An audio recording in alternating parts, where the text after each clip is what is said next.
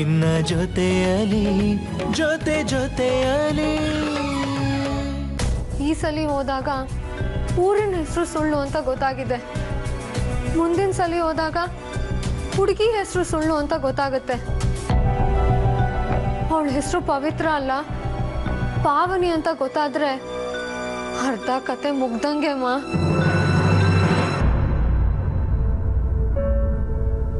ಹಂಗ ಅವ್ನ್ ಗೊತ್ತಾಗಿದೆ ಅಂತ ನಾನು ಕೇಳಕ್ಕಿಂತ ಮುಂಚೆ ನಾನೇ ಎಲ್ಲ ಹೇಳ್ಬಿಡೋದು ಒಳ್ಳೇದಲ್ವೇನಮ್ಮ. ಈಗಲೂ ಅವ್ನ ಕಾಲ್ಗೆ ಬಿದ್ದು ಎಲ್ಲ ಹೇಳ್ಬಿಡ್ತೀನಮ್ಮ. ಶಾಲಿನಿ ನಿನ್ ಕೈ ಮುಗಿತೀನಿ ಕಣೆ. ಯಾಕೆ ಪದೇ ಪದೇ ನಿನ್ ತಲೆ ಮೇಲೆ ನೀನೇ ಕಲ್ಲು ಎತ್ತಾಕೊಳ್ಳೋ ಮಾತಾಡ್ತೀಯ? ಇಲ್ಲ ಅಂದ್ರೆ ಬಂಡೆ ಕಲ್ಲೇ ನನ್ನ ಮೇಲೆ ಬಿದ್ದ್ಬಿಡುತ್ತಮ್ಮ. ನಾನು ನಂಬಿದ ಸೀನಿಯರ್ ಇಂಥವಳ ಅಂತ ಅವ್ನು ಗೊತ್ತಾಗೋಕ್ಕಿಂತ ಮುಂಚೆ ನಿನ್ ಸೀನಿಯರ್ ಇಂಥವಳೆ ಅಂತ ನಾನು ಹೇಳ್ಬಿಡೋದು ಒಳ್ಳೇದಮ್ಮ. ನಿಂದಮ್ಮಯ್ಯ ಕಣೆ ಶಾಲಿನಿ, ಯಾಕೆ ನೀನೇ ಹಾಗೆ ಅನ್ಕೋತೀಯ?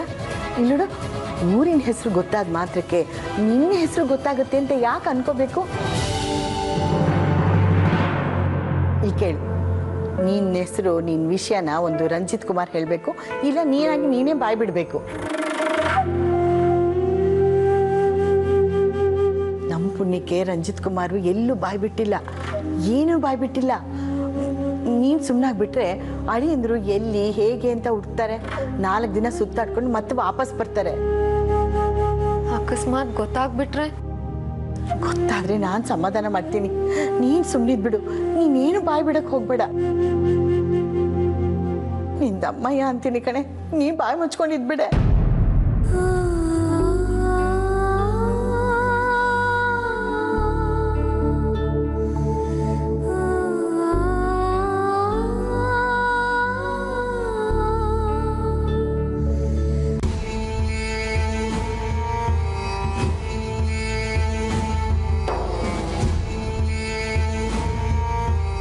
ಶಾಲಿನಿ ಯಾಕೆ ಹೀಗೆಲ್ಲ ಮಾತಾಡ್ತಾ ಇದ್ದಾಳೆ? ತನ್ನ ವಿಷಯ ಅಬ್ಬಯ್ಯಂಗೆ ಹೇಳ್ತೀನಿ ಅಂತ ಇದ್ದಕ್ಕಿದ್ದಾಗೆ ಯಾಕೆ ಹೇಳ್ತಾ ಇದ್ದಾಳೆ?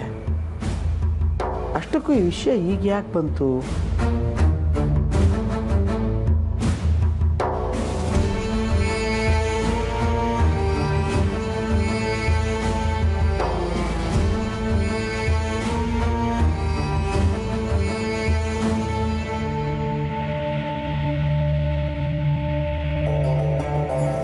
ಇದೇನಪ್ಪ, ನಮ್ಮ ಪ್ರಾಣಿ ಮತ್ತೇನೋ ಕ್ಯಾಸೆಟ್ ಹಾಕೊಂಡ್ರಂಗಿದೆ.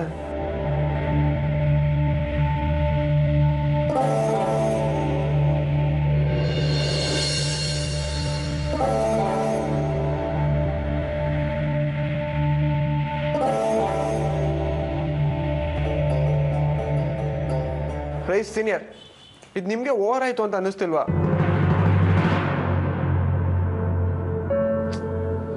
ರೇ, ತುಂಬಾ ಹೊತ್ತು ಬೇಜಾರಾಗಿದ್ರೆ ಯಾರು ಅವಾರ್ಡ್ ಕೊಡ್ತೀವಿ ಅಂತ ಹೇಳಿದಾರಾ? ಏನೂ ಇಲ್ಲ, ಬಾ ಇವತ್ತಿನ ಪೂಜೆ ಮುಗಿಸು.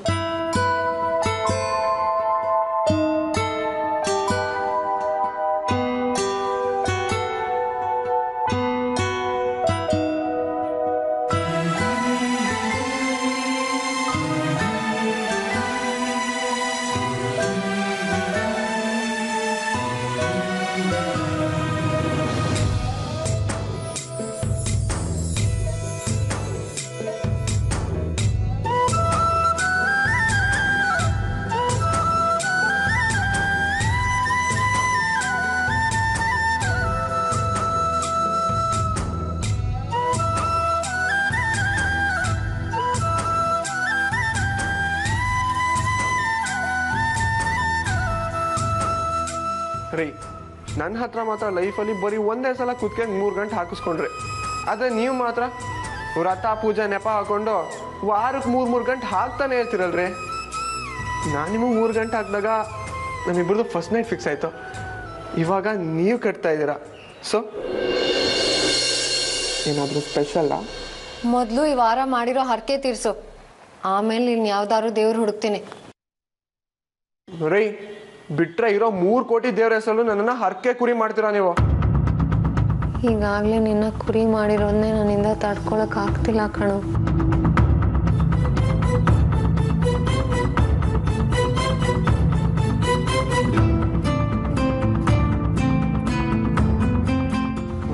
ಏನಾಯ್ತು ರೀ? ಅದೇನೋ ಗೊತ್ತಿಲ್ಲ ಕಣ್ರಿ, ನೀವು ಮುನಿಸ್ಕೊಂಡು ಒಂಥರ ಸಖತ್ತಾಗೆ ಕಾಣಿಸ್ತೀರಾ. ಹೋಗಿ ಕೆಲಸ ನೋಡ್ಕೊ ಹೋಗು ಇಡಿಯಟ್. ರೈ, ಅವಾಗಂತೂ ನಾನು ನಿಮ್ಮ ಗಂಡನ ವಿಷಯನೇ ಮಾಡ್ಬಿಡ್ತೀರಲ್ಲ. ಇವತ್ತು ನಿಮ್ಮನ್ನ ಬಿಡಲ್ಲ ಕಣ್ರಿ. ನೀವು ನನ್ನನ್ನು ರಾವಣ ಅಂದ್ಕೊಂಡು ಪರವಾಗಿಲ್ಲ, ಒಂದು ವಾರದ ಮಟ್ಟಿಗೆ ನಿಮ್ಮನ್ನ ಇಲ್ಲಿಂದ ಎತ್ತ ಹಾಕೊಂಡು ಹೋಗ್ಬಿಡ್ತೀನಿ. ಅವಾಗ ಗೊತ್ತಾಗುತ್ತೆ ನಿಮಗೆ ನಾನು ಇಡಿಯಟ ಅಥವಾ ರೊಮ್ಯಾಂಟಿಕ ಅಂತ. ಆಯ್ತು ರೀ, ನಿಂತ್ಕೊಳ್ರಿ. ನಾನೇನಿಲ್ಲಿ ಕೋಣದ ಮುಂದೆ ಕಿಂದ್ರಿನ ಬಾರಿಸ್ತಾ ಇದ್ದೀನಿ. ಓಹ್ ಸಾರಿ, ಜೆಂಡರ್ ಚೇಂಜ್ ಆಯ್ತಲ್ಲ. ಎಮ್ಮೆ ಮುಂದೆ ಅದೇನೋ. ರೀ ನಿಂತ್ಕೊಳ್ರಿ ರೀ. ಕೊಬ್ಬು ನೋಡಿ ಇದಕ್ಕೆ. ಇಡೀ ಬೆಂಗಳೂರಿಗೆ ಹಂಚಿದ್ರು ಮಿನಿಮಮ್ 50 kg ಮಿಕ್ಕೆ ಮಿಗುತ್ತೆ. ಹೋಗ್ರಿ ರೀ, ಹೋಗ್ರೆ.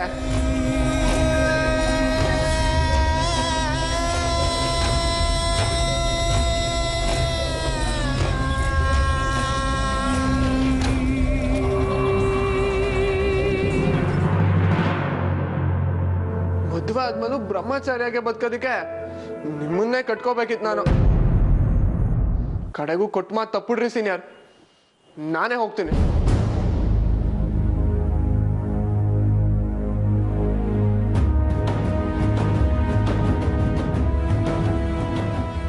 ಏನಾಗಿದೆ ಇವಳಿಗೆ? ಯಾಕೆ ಹೀಗೆ ಆಡ್ತಾ ಇದ್ದಾಳೆ? ಗಂಡನ ಜೊತೆನಾದ್ರೂ ಸುಖವಾಗಿರ್ಬಾರ್ದ ಅಂತ ಏನಾಗ್ತಾ ಇದೆ?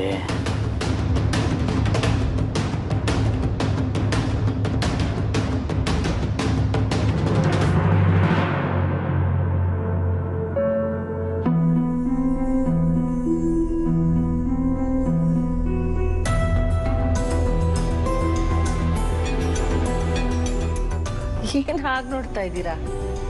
ಏನಾಯ್ತು? ನಾನು ಆಗ್ಲಿಂದ ನೋಡ್ತಾನೆ ಇದ್ದೀನಿ. ಯಾರ ಬಗ್ಗೆ ಯೋಚನೆ ಮಾಡ್ತಾ ಇದ್ದೀರಾ? ಯೋಚನೆ ಏನಿಲ್ಲ, ಗಂಡ ಹೆಂಡತಿ ನಗನಗತಾ ಮಾತಾಡ್ತಾ ಇದ್ರಲ್ಲ, ಅದನ್ನೇ ನೋಡ್ತಾ ಇದ್ದೆ ಅಷ್ಟೇ.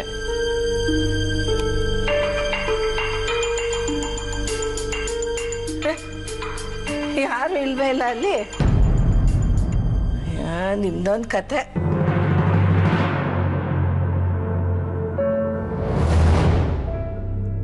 ಯಾರು ಸರಿ ಮಾಡದೇ ಇರೋಷ್ಟು ತಪ್ಪು ನಾನು ಮಾಡ್ಕೊಂಡಿದ್ದೀನಿ. ನೀವು ನಿಮ್ಮ ಮಗ ಅನ್ಕೊಂಡಿರೋಷ್ಟು ಶುದ್ಧವಾಗಿಲ್ಲ ನನ್ನ ಜೀವನ.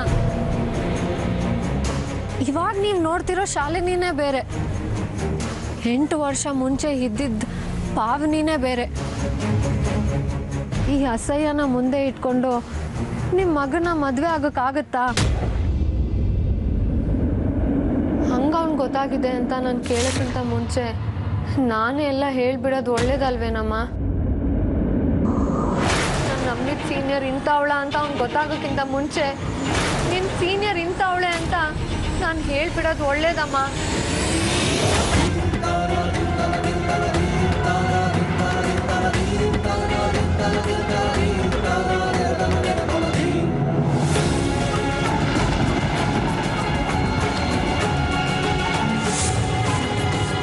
ಶಾಲಿನಿ, ಇಲ್ಲೇನಮ್ಮ ಮಾಡ್ತಾ ಇದೆಯಾ ಒಬ್ಳೆ ನಿಂತ್ಕೊಂಡು? ಏನಿಲ್ಲ ಮಾವ, ಗಾಳಿ ಚೆನ್ನಾಗಿದೆ ಅಂತ ಬಂದು ನಿಂತ್ಕೊಂಡೆ ಅಷ್ಟೇ. ಸರಿ ಸರಿ, ನಾನು ನಿನ್ನ ಮೊನ್ನೆಯಿಂದ ಅಬ್ಸರ್ವ್ ಮಾಡ್ತಾ ಇದ್ದೀನಿ. ಒಬ್ಬೊಬ್ಬಳೇ ಇರ್ತೀಯ, ಯಾರಿಗೂ ಹೇಳದೆ ಏನೋ ಒಂದು ಸಂಕಟವನ್ನು ನೀನು ಅನುಭವಿಸ್ತಾ ಇದೆಯಾ. ಏನದು ಅಂತ ಈ ನಿಮ್ಮ ಮಾವನ ಹತ್ರನಾದರೂ ಹೇಳ್ಕೊಬೋದಲ್ವಾ? ಇಲ್ಲ ಮಾವ, ಏನಿಲ್ಲ, ನಾನು ಆರಾಮಾಗೇ ಇದ್ದೀನಿ. ಮೈಗೆ ಹುಷಾರಿಲ್ಲ ಅಷ್ಟೇ, ಅದಕ್ಕೆ ನಿಮ್ಗೆ ಹಂಗೆ ಅನಿಸ್ತಿದೆ. ಮನಸ್ಸಿನ ಆರೋಗ್ಯ ಕೆಟ್ಟರೆ ಮೈ ಹುಷಾರು ತಪ್ಪತ್ತೆ ಕಣಮ್ಮ. ಹಾಗೇನಿಲ್ಲ ಮಾವ, ನಾನು ನನ್ನ ಮನಸ್ಸು ಎಲ್ಲ ಚೆನ್ನಾಗಿದೆ. ನೀವು ನಡೀರಿ ಒಳಗೆ, ಬನ್ನಿ ಮಾವ. ಶಾಲಿನಿ, ನಿನ್ನ ಒಂದು ಮಾತು ಕೇಳ್ತೀನಿ, ದಯವಿಟ್ಟು ನಿಜ ಹೇಳ್ತೀಯಾ? ಹಿಂಗೆ ದಯವಿಟ್ಟು ಅಂತ ಎಲ್ಲ ಹೇಳಬೇಡಿ ಮಾವ, ಅದೇನು ಕೇಳಿ. ಅಭಯ್ ನಿನ್ನನ್ನು ಸಂತೋಷವಾಗಿ ನೋಡ್ಕೋತೀಯನಲ್ವಾ? ಅವನು ನನ್ನ ಪಾಲಿನ ದೇವರು ಮಾವ, ದೇವ್ರಿಗಿಂತ ಹೆಚ್ಚು ಅವನು ನನಗೆ.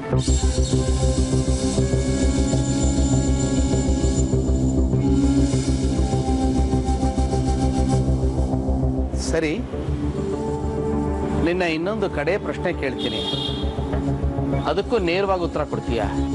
ಹ್ಞೂ ಮಾವ, ಏನ್ ಬೇಕಾದ್ರೂ ಕೇಳಿ, ಎಷ್ಟು ಬೇಕಾದ್ರೂ ಕೇಳಿ.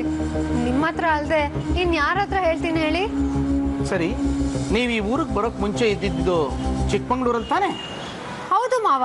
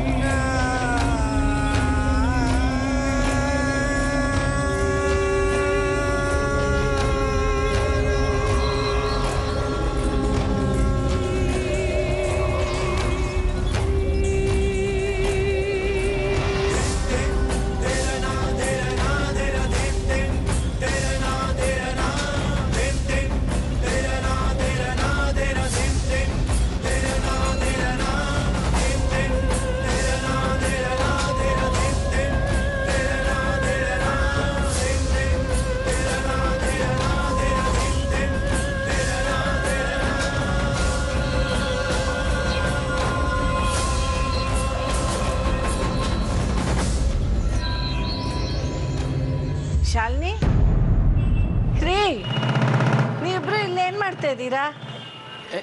ಏನಿಲ್ಲ ಕಣೆ, ಅಲ್ವೇನಮ್ಮ ಶಾಲಿನಿ, ಸುಮ್ಮನೆ ಹಾಗೆ ಮಾತಾಡ್ತಾ ಇದ್ವಿ ಅಷ್ಟೇ.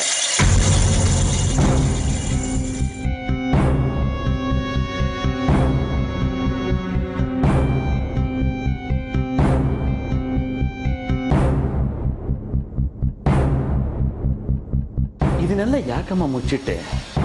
ಹೇಗಾಯ್ತಿದೆಲ್ಲ? ದಯವಿಟ್ಟು ನನಗೆ ಕ್ಷಮಿಸಿ ಮಾವ. ಇದನ್ನೆಲ್ಲ ನಿಮ್ಮ ಹತ್ರ ಯಾವತ್ತೂ ಹೇಳಬೇಕು ಅನ್ಕೊಂಡಿದ್ದೆ, ಆದರೆ ಧೈರ್ಯನೇ ಬರಲಿಲ್ಲ. ಸಭ್ಯನ ಥರ ನಡ್ಕೊಂಡು ನನ್ನ ಸೊಸೆಗೆ ಎಂಥ ಮೋಸ ಮಾಡಿಬಿಟ್ನಲ್ಲ. ಅಲ್ಲಮ್ಮ, ಎಷ್ಟು ಜಾಣೆ ನೀನು, ಅಂತರ ಅವನ ಹತ್ರ ಹೋಗಿ ಹೇಗಮ್ಮ ಮೋಸ ಆಗೋದೆ?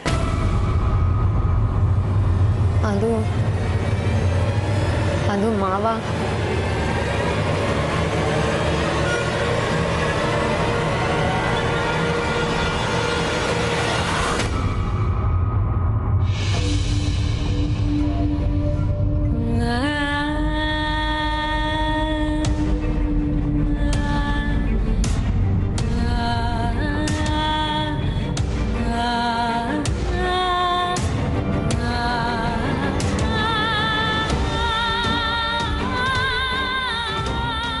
ಎಲ್ಲ ಗೊತ್ತಾಗಕ್ಕೂ ಮುಂಚೆ ನಾನೊಂದು ಮಗು ತಾಯಾದೆ.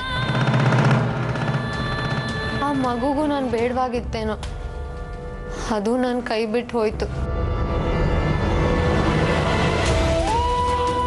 ರಂಜಿತ್ಗೆ ನಾನೇನು ಮಾಡದೇ ಇರೋ ಪರಿಸ್ಥಿತಿ.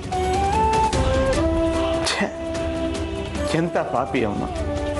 ಸತ್ತು ಹೋಗ್ಬಿಟ್ಲಾ ಅನಿಸ್ತು, ಆದರೆ ಮನಸ್ಸು ಒಪ್ಪಲಿಲ್ಲ. ಅಲ್ಲೇ ಇದ್ದು ದಿನ ಸತ್ತು ಬದುಕೋಕ್ಕಿಂತ ಪಾವನಿಯಾಗಿ ಸತ್ತೋಗಿ ಶಾಲಿನಿಯಾಗಿ ಬದುಕೋಣ ಅಂತ ಆ ಊರು ಬಿಟ್ಟು ಈ ಊರಿಗೆ ಬಂದೆ. ಆದರೆ ಇಲ್ಲಿ ದೇವ್ರಿಗೆ ದೇವ್ರಾಗೋಷ್ಟು ಒಳ್ಳೆ ಹುಡುಗ ಅಭಯ್ ಸಿಕ್ತ. ನಾನು ಅವನಿಗೆ ಸರಿ ಇಲ್ಲ ಅಂತ ಅನಿಸ್ತು, ಆದರೆ ಅವನಿಗೆ ಎಷ್ಟೇ ಹೇಳಿದ್ರು ಅವನು ಕೇಳ್ದೆ ನನ್ನ ಕೈಯಿಂದ ಈ ಪಾಪ ಮಾಡಿಸ್ತ.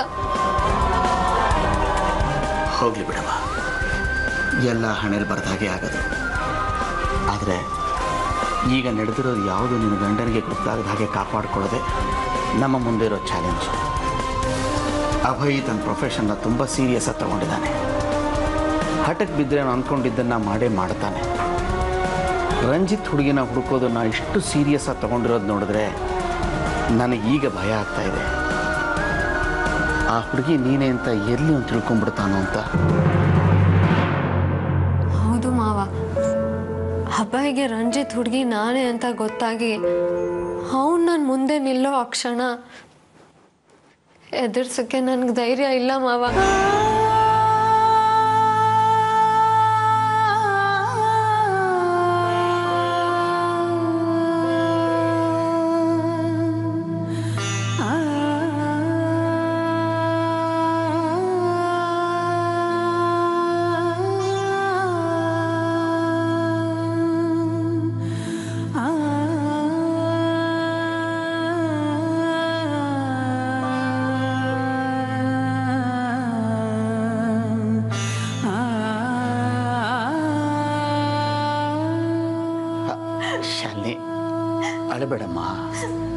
ನೋಡಮ್ಮ, ನೀ ಮೊದಲು ಅಳು ನಿಲ್ಲಿಸು. ಅದರಿಂದ ಏನು ಪ್ರಯೋಜನ ಆಗಲ್ಲ. ನಿನ್ನ ಗಂಡನಿಗೆ ಈ ವಿಚಾರ ಗೊತ್ತಾಗದೇ ಇರೋ ಹಾಗೆ ನಾನೇನಾದರೂ ಮಾಡ್ತೀನಿ. ಅಲ್ಲಮ್ಮ, ಇವೆಲ್ಲ ಹೀಗೆ ನಡೆದಿದೆ ಅಂತ ನನಗೆ ಅವತ್ತೇ ನೀನು ಹೇಳಿಬಿಟ್ಟಿದ್ದಿದ್ರೆ ನಿನ್ನ ಗಂಡ ಈ ಕೆಲಸಕ್ಕೆ ಕೈ ಹಾಕಕ್ಕೆ ನಾನು ಬಿಡ್ತಾ ಇರಲಿಲ್ಲ. ಏನು ಮಾಡೋದು ಒಂದು ತೋಚ್ತಾನೆ ಇಲ್ವಲ್ಲ. ಧೈರ್ಯವಾಗಿರೋ, ನಿನ್ನ ಗಂಡಂಗೆ ವಿಚಾರ ಗೊತ್ತಾಗದಾಗಿರೋ ಹಾಗೆ ನಾನು ಮಾಡ್ತೀನಿ, ಆಯ್ತಾ? ಬೇಡ ಮಾವ, ಅಭಯ ಅವಕಾಶ ಕೊಡಲ್ಲ ನಿಮಗೆ. ಅವ್ನು ನನ್ನ ಬಗ್ಗೆ ತಿಳ್ಕೊಳ್ತಾನೆ. ಏನು ಹೇಳ್ತಿದ್ಯಮ್ಮ? ಹಾಗೇನಾದರೂ ಆಗೋದ್ರೆ ನಿನ್ನ ಗತಿ ಏನು ಹೇಳು? ಗೊತ್ತಿಲ್ಲ ಮಾವ, ಉಪ್ಪಿಂದಾಗಿದೆ, ನೀರು ಕುಡಿಯೋದೇ ಬಾಕಿ. ನೋಡಮ್ಮ, ನಾನು ನಿನ್ನ ಜೊತೆ ಇರೋವರೆಗೂ ನಿನಗೆ ಏನೂ ಆಗೋದಕ್ಕೆ ಬಿಡೋದಿಲ್ಲ. ಮನಸ್ಸು ಗಟ್ಟಿ ಮಾಡ್ಕೊ. ಯಾರು ಏನೇ ಹೇಳಲಿ, ನೀನು ನಂಬಿರೋ ದೇವರು ನಿನ್ನ ಕೈ ಬಿಡೋದಿಲ್ಲ. ಇದರಿಂದ ಹೊರಗೆ ಬರೋಕ್ಕೆ ಅವನೇ ಒಂದು ದಾರಿ ತೋರಿಸ್ತಾನೆ. ನನ್ಗೆ ಗೊತ್ತಿರೋದು ಮುಂದೆ ಒಂದು ದಾರಿ ಇದೆ ಮಾವ. ಏನಮ್ಮ, ಏನಾ ದಾರಿ? ಯಾರಿಂದನೋ ಎಲ್ಲಿಂದನೋ ನನ್ನ ಗಂಡನಿಗೆ ನನ್ನ ವಿಷಯ ಗೊತ್ತಾಗೋಕ್ಕಿಂತ ಮುಂಚೆ ನಾನೇ ನನ್ನ ಕರ್ಮಗಳೆಲ್ಲ ಅವನ ಹತ್ರ ಹೇಳ್ಕೊಂಡು ಬಿಡ್ತೀನಿ. ಅವನೇನೇ ಶಿಕ್ಷೆ ಕೊಟ್ಟರು ನಾನು ಸ್ವೀಕರಿಸ್ತೀನಿ ಅಷ್ಟೇ. ಏನಮ್ಮ ಹೇಳ್ತಾ ಇದೀಯ ನೀನು? ನೋ, ನಾನು ಅದಕ್ಕೆ ಒಪ್ಪೋದಿಲ್ಲ. ನೋಡು, ಅಂಥ ಕೆಲಸ ಮಾತ್ರ ಮಾಡಕ್ಕೆ ಹೋಗಬೇಡ. ಅಂಥ ಯೋಚನೆ ಕೂಡ ತಲೆಗೆ ಬಿಟ್ಕೋಬೇಡ. ನಾನಿದ್ದೀನಿ ತಾನೇ, ನೋಡ್ಕೋತೀನಿ. ನೀನು ಆ ಯೋಚನೆ ಎಲ್ಲ ಬಿಟ್ಬಿಡು, ರೆಸ್ಟ್ ತಗೋ.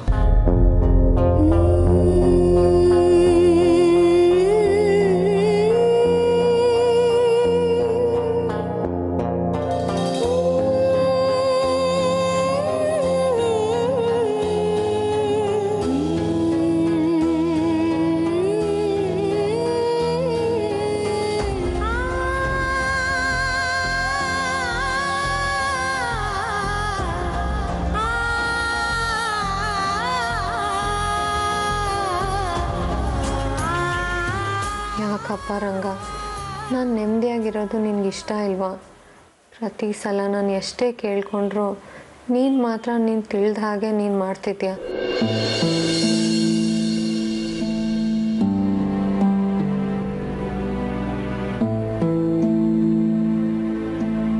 ನನ್ನ ಜೀವನದಲ್ಲಿ ಏನು ನಡೀತಿದೆ ಅಂತಲೇ ನಂಗೆ ಗೊತ್ತಾಗ್ತಿಲ್ಲ. ನನಗೆಷ್ಟೇ ಕಷ್ಟ ಕೊಟ್ಟರು ತಡ್ಕೊತೀನಿ. ಆದರೆ ಅಭಯ್, ನನಗೇನು ಗೊತ್ತಾಗ್ತಿಲ್ಲ. ಎಲ್ಲ ನಿನಗೆ ಬಿಟ್ಟಿದ್ದೀನಿ, ನೀನೇ ನೋಡ್ಕೋಬೇಕು.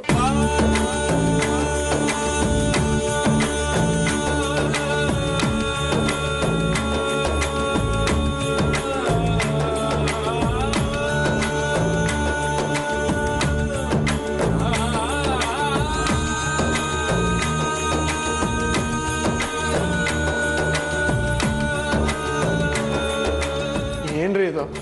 ಅಟ್ಲೀಸ್ಟ್ ನಿಮ್ಮ ರಂಗನ ಹತ್ರ ಮಾತಾಡೋವಾಗ್ಲೂ ಸ್ವಲ್ಪ ನಗ್ನಗ್ತಾ ಮಾತಾಡಬಾರ್ದಾ? ಸೀನಿಯರ್, ನಗ್ರಿ ರೀ. ನಿಮ್ಗೊಂದು ನಿಜ ಇಲ್ಲ, ಈ ಈರುಳ್ಳಿ ದೋಸೆಲಿ ಈರುಳ್ಳಿನೇ ಇಲ್ದಿದ್ರೆ ಹೆಂಗಿರುತ್ತೋ ಡಿಟ್ಟೋ ಹಂಗೆ ಕಾಣಿಸ್ತಿದ್ದೀರಾ. ನಿಮ್ಮನ್ನು ನೋಡೋಕ್ಕಾಗಲ್ಲ ಕಣ್ರೆ.